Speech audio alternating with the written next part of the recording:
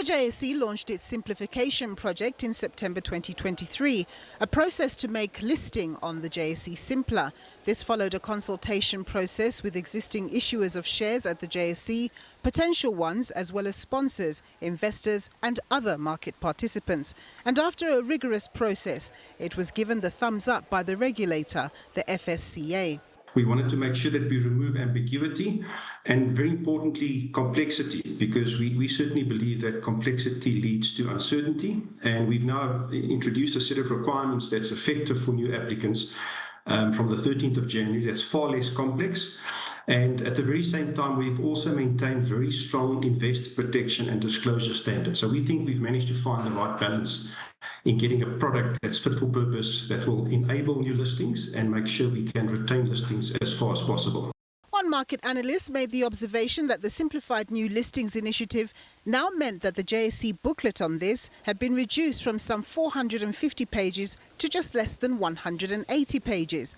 Better enticing companies to list on the JSE is ultimately a positive for local investors, providing them with greater choices for potential investments. I think certainly in respect of new listings, if you look at the new accelerated or fast-track listing process that we've introduced, what that means is that we've now got access, or we provide access to companies from 18 international stock exchanges to get a fast-track listing on the JSE. And we've also reduced the period where they must be listed on those exchanges from 18 months to 12 months. So I think firstly, it will be a much more efficient and world-class process to get those companies listed. And with that, we'll give our local investors access to international companies as well. In previous years, there were concerns around a surge in the number of companies delisting from the JSE. The Securities Exchange is hoping its new simplified listing rules, as well as the market segment initiative it introduced in 2024 and the cutting of red tape, would go some way in enticing listed companies to stay on board, more so as the local economy's prospects appear more upbeat. But I always qualify that by saying, the JSE is only one of the role players in the ecosystem.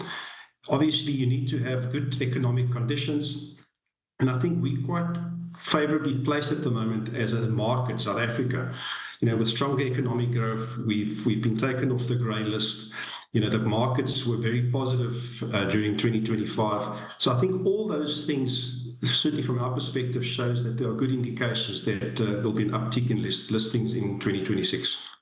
While the new rules kicked in for companies newly listing from the 13th of January 2026, existing listed companies are being given training and guidance on the new processes, with the rules effective for them from the 16th of February this year. Nampumelo Siziba, SABC News, Johannesburg.